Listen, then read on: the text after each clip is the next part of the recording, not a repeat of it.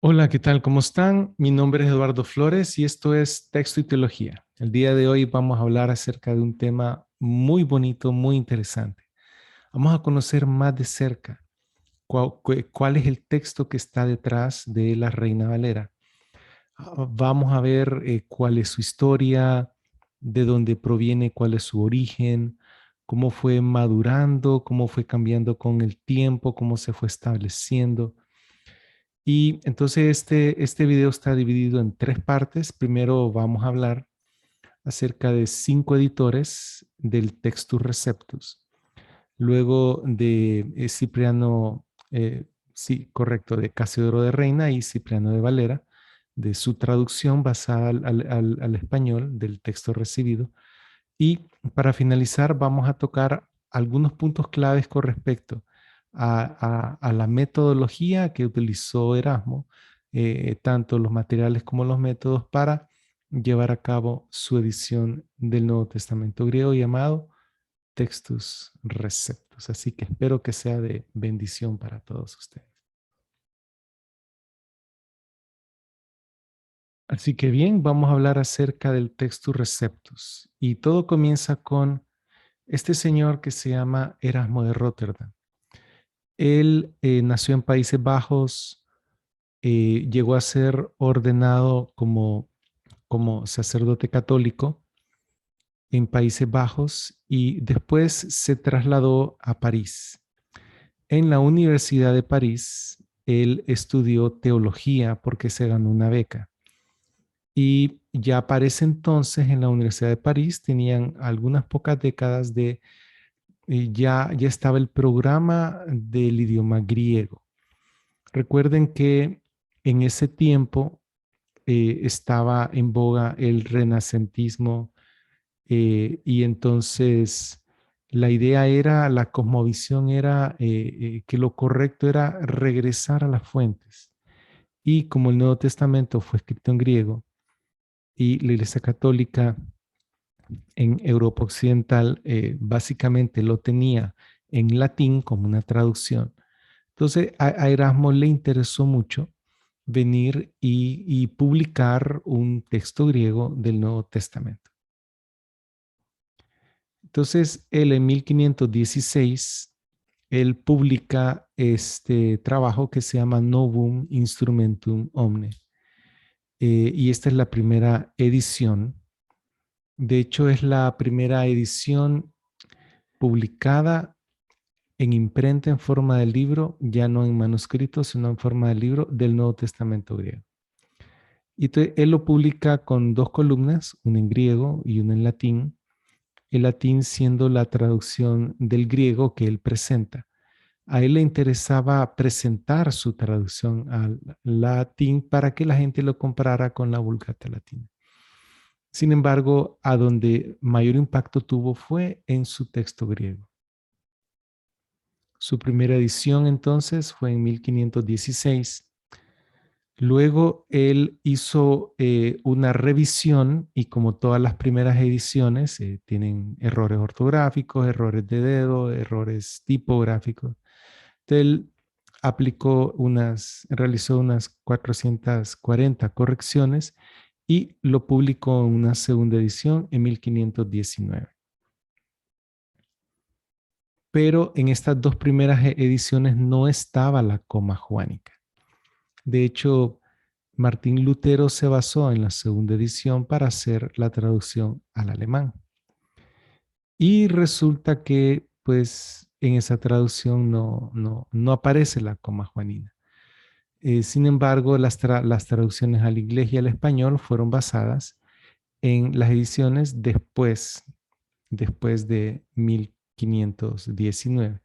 Entonces, para la tercera edición ya en 1522, él realizó unos 118 cambios e introdujo la coma juánica o coma juanina que está en Primera de Juan, capítulo 5, entre los versículos 7 y 8.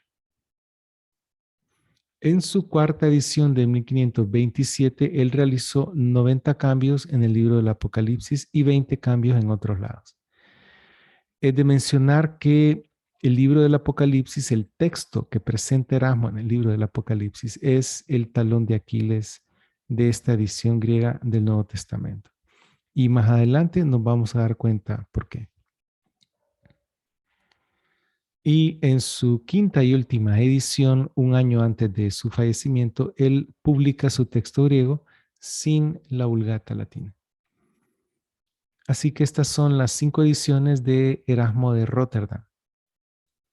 Luego viene Robert Estienne o Stephanus. Él nació en Francia. Él llegó a ser un gran impresor, tenía una imprenta.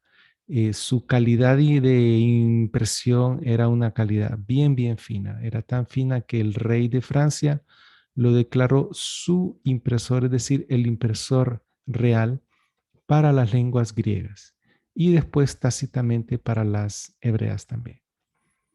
Entonces él toma las últimas 2 ediciones de Erasmo y realiza una primera impresión del Nuevo Testamento griego en 1946, una segunda perdón, 1900 dije, en 1549 y esta tercera edición de 1550 es muy importante porque, bueno, de hecho se llama, él le puso nombre Editio Regia. Es una edición muy elegante y muy hermosa y es importante porque es la primera edición del Nuevo Testamento griego con un cierto aparato crítico. Es decir, en esta edición, Robert Estienne coloca las variantes, las diferencias entre el texto que presenta y 15 manuscritos y la políglota complutense. Aquí tenemos una fotografía, pueden ver el encuadernado que es bien elegante. Pueden ver también el tipo de texto, el tipo de papel. Pueden ver que la tipografía del griego era unos tipos de letra bien, bien clara, fácil de leer. Y en este facsímil en blanco y negro, aquí lo que les quiero presentar es, bueno, esto es el Evangelio según Marcos. Aquí lo que les quiero presentar es precisamente estas columnas a donde aparece el aparato crítico, es decir, las diferencias con esos 15 manuscritos y la políglota complutense. Luego él tuvo una cuarta impresión del Nuevo Testamento griego, que fue en 1551, con el mismo texto, pero sin aparato crítico, pero introdujo algo muy importante, que fue una innovación, que fue la división con los versículos actuales. Aquí podemos ver el tipo de impresión, como ven, es menos elegante que la impresión de 1550. Sin embargo, aquí tenemos la división en versículos eh, que están, se muestran aquí en rojo, en círculos rojos. Este es el Evangelio de Juan. Podemos ver los primeros 5 versículos aquí. Y entonces resulta que esta división por versículo es la que todavía se mantiene hasta el día de hoy, en todas las traducciones, en todos los idiomas. Luego tenemos a Teodoro de Beza. Este señor, él fue más teólogo que impresor, sin embargo, él logró imprimir varias ediciones del Nuevo Testamento basado en Estefanus. Este señor está presente en este monumento a la época de la Reforma protestante que está en Ginebra. Aquí él comparte junto con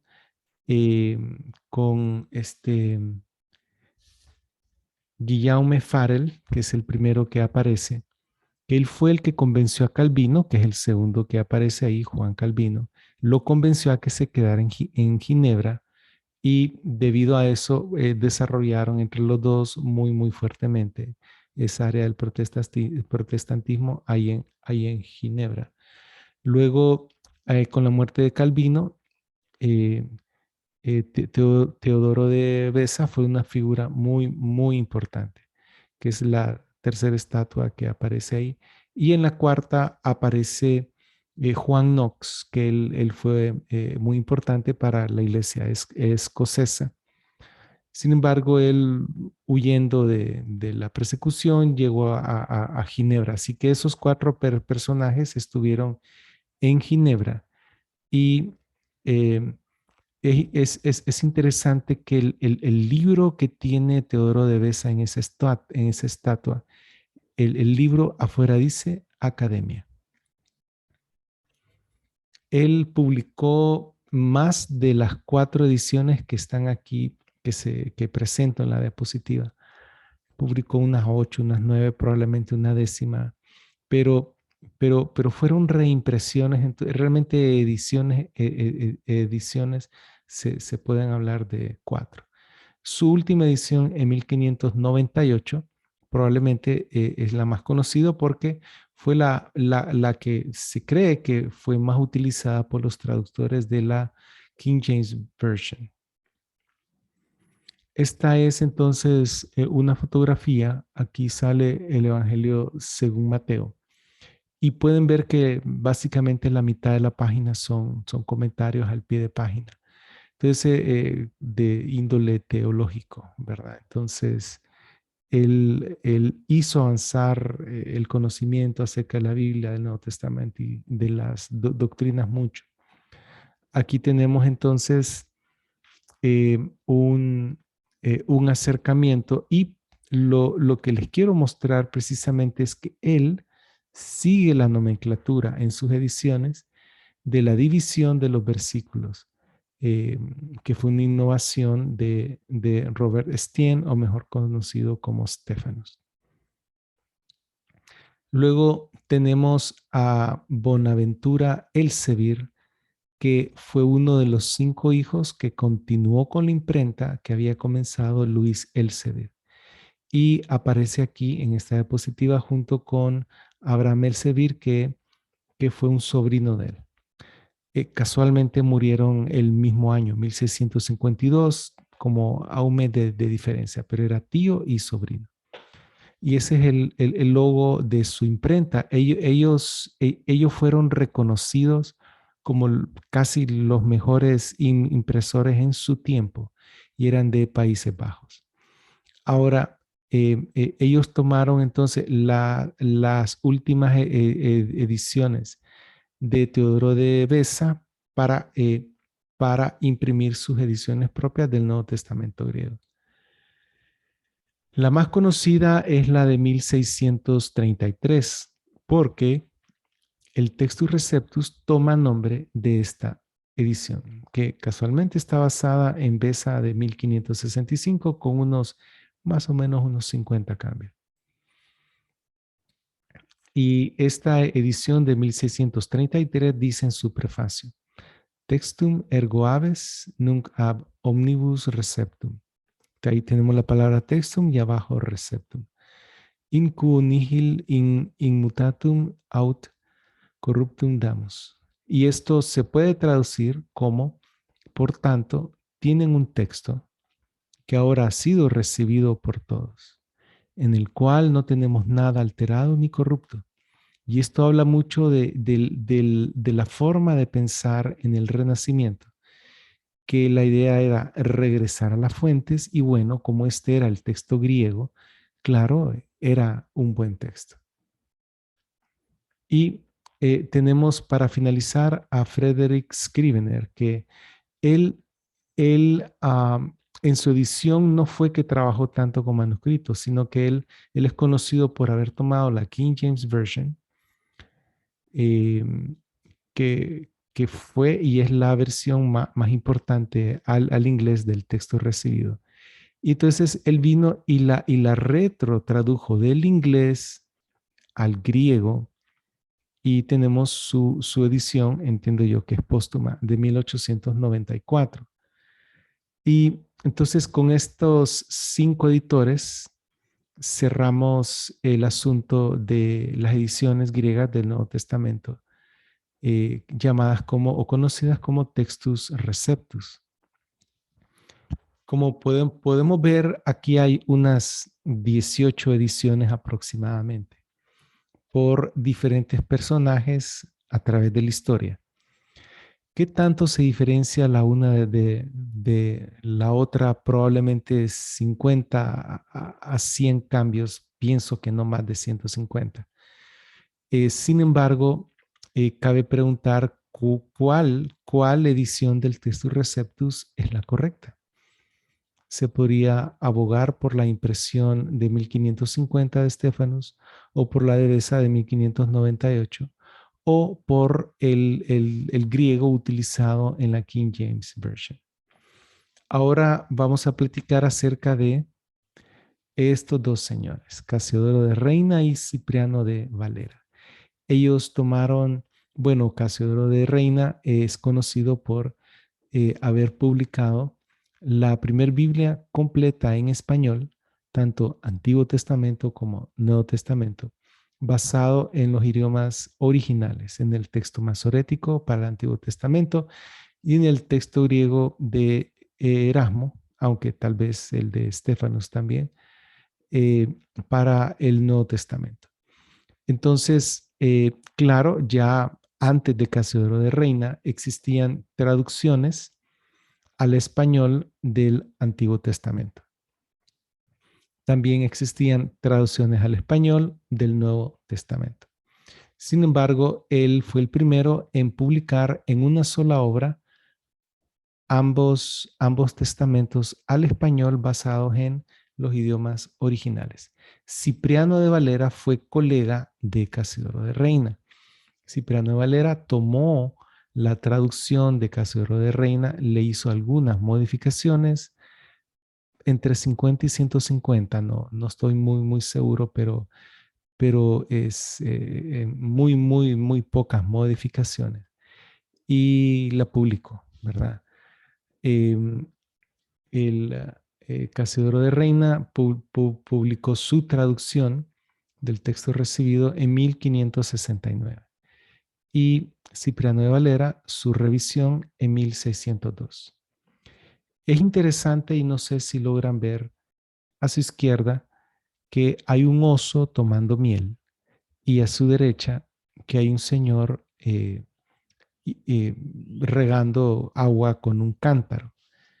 Y estas versiones fueron llamadas o se les conoce también en algunos círculos como la Biblia del oso o la versión de la edición de Cipriano de Valera como la Biblia del cántaro.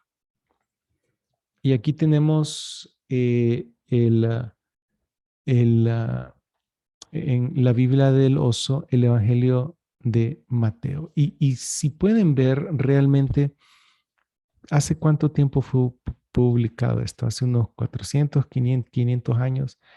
¿Qué tipo de español era el que se hablaba y cómo se escribía? Realmente sí se puede entender. Por ejemplo, de arriba abajo dice el Nuevo Testamento, que es los escritos evangélicos y apostólicos. El Santo Evangelio de nuestro Señor Jesucristo, según San Mateo.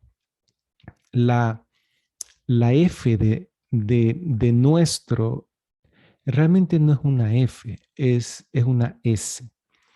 Y también aparece en Jesús y aparece en Cristo y en según. Así que es básicamente esa forma de F es una S y si uno lo comienza a leer, realmente es sencillo lograr entenderlo, ¿verdad?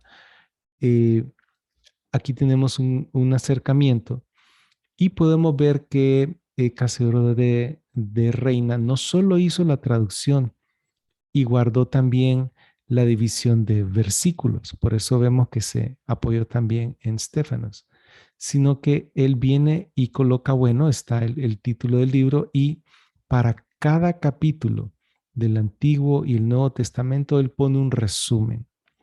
Y esto es trabajo extra. Díganmelo a mí que le puse subtítulos a mi traducción, la palabra preservada.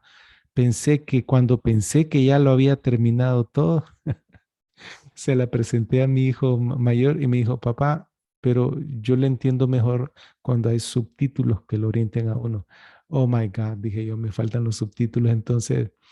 Entonces eh, que tuve que volver a leer el Nuevo Testamento y analizar cada libro y, y basarme no en los capítulos, sino en los temas, según el tema del libro, e irle colocando los subtítulos. Pues es un gran trabajo.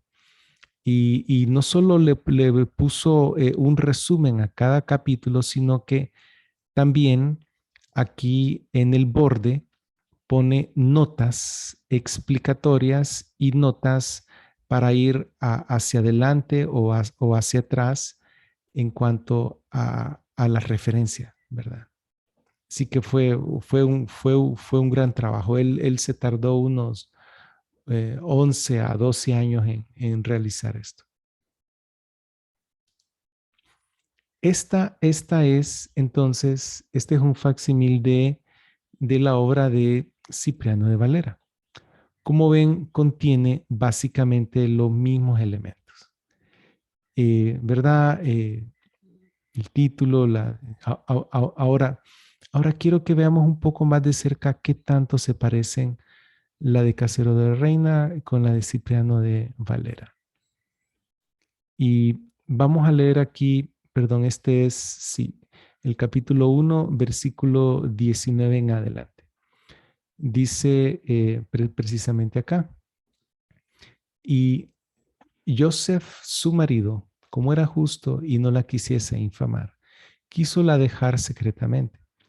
Y pensando él esto, he aquí que el ángel del Señor le aparece en sueños, diciendo, Joseph, hijo de David, no temas de recibir a María, tu mujer, porque lo que en ella es engendrado es Espíritu Santo.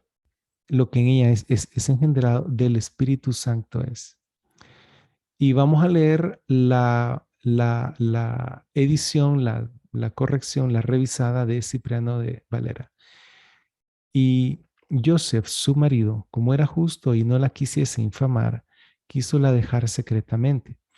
Y pensando él esto, he aquí viene, perdón, he aquí que el ángel del Señor le aparece en sueños diciendo, Joseph, tu hijo, Joseph, hijo de David, no temas de recibir a María, tu mujer, porque lo que en ella es engendrado del Espíritu Santo es. O sea, básicamente lo mismo.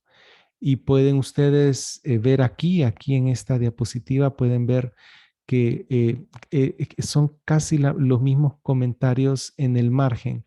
Hay uno que otro comentario distinto y en el texto hay uno que otro cambio, pero básicamente es el mismo texto.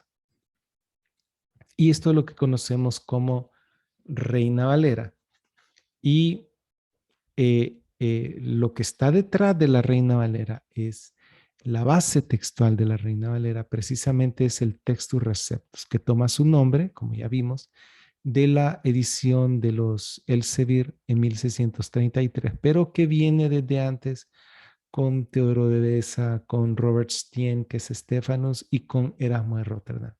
Ahora vamos a ver entonces cuáles fueron los materiales y los métodos utilizados por Erasmo para su edición.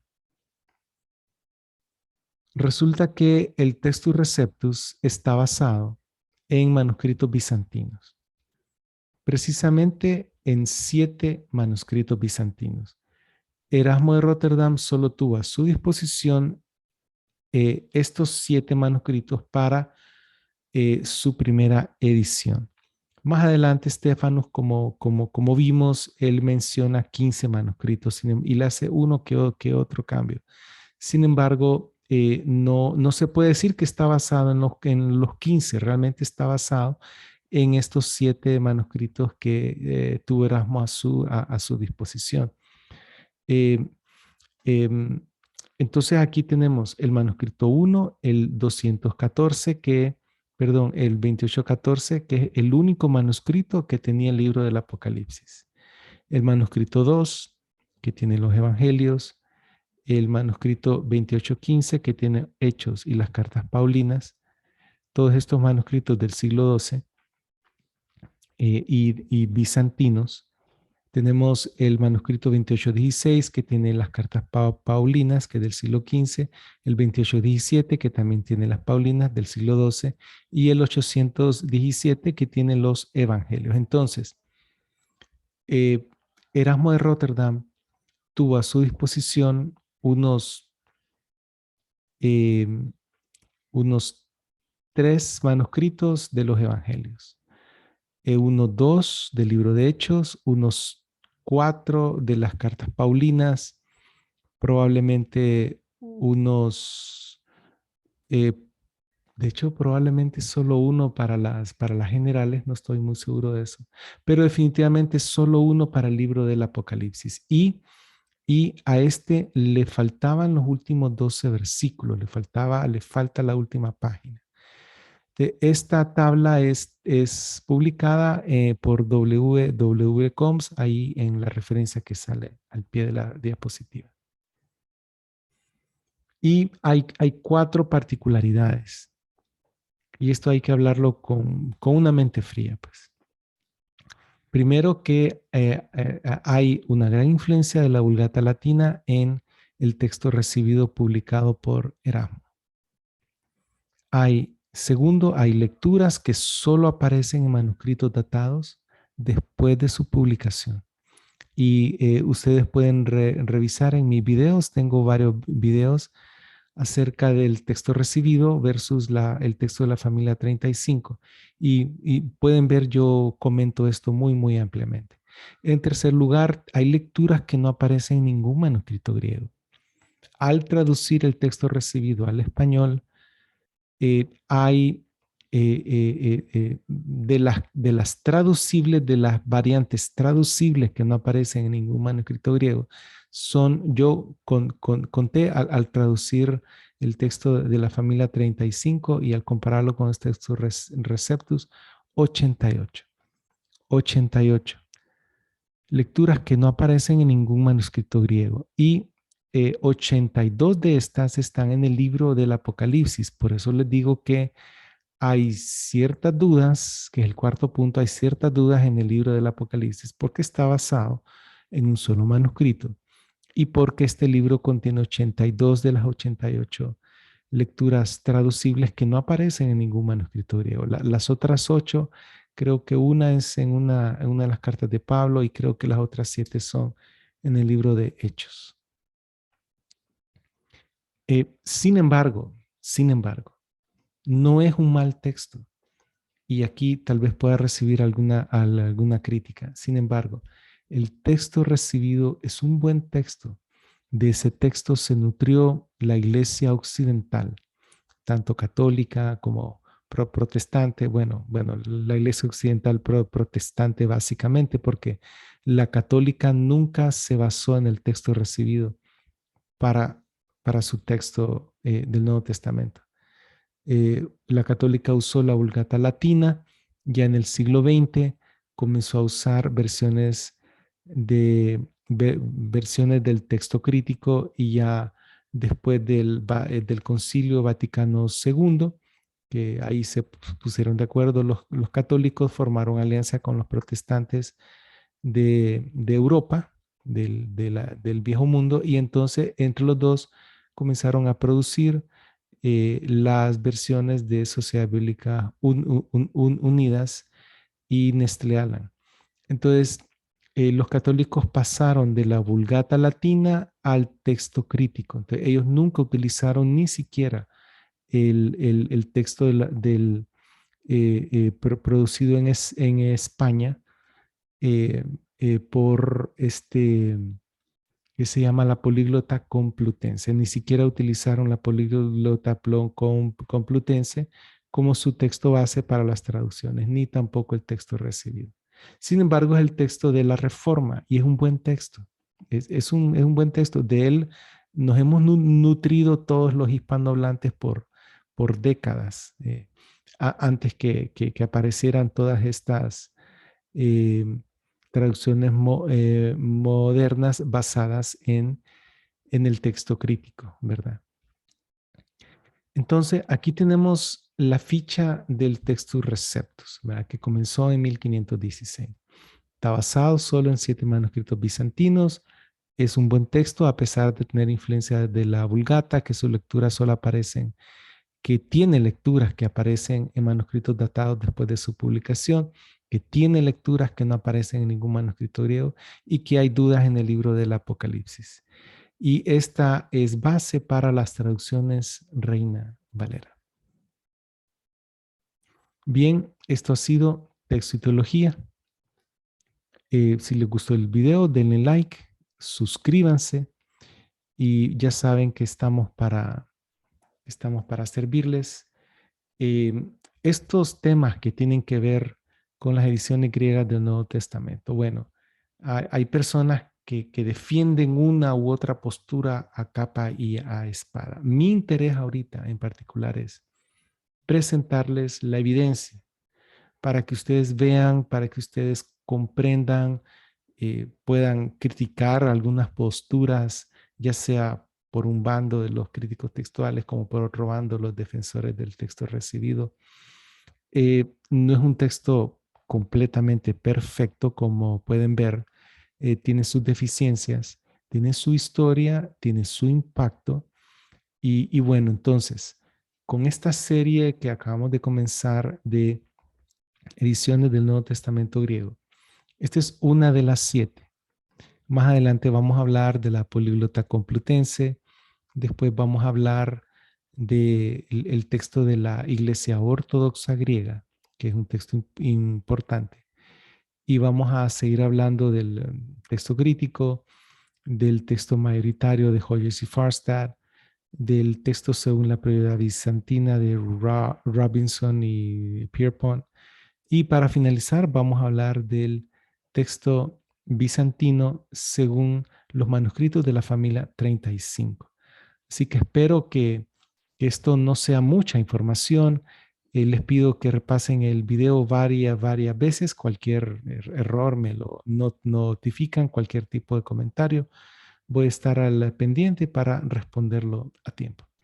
Así que bueno, esto ha sido todo por hoy y que el Señor lo bendiga.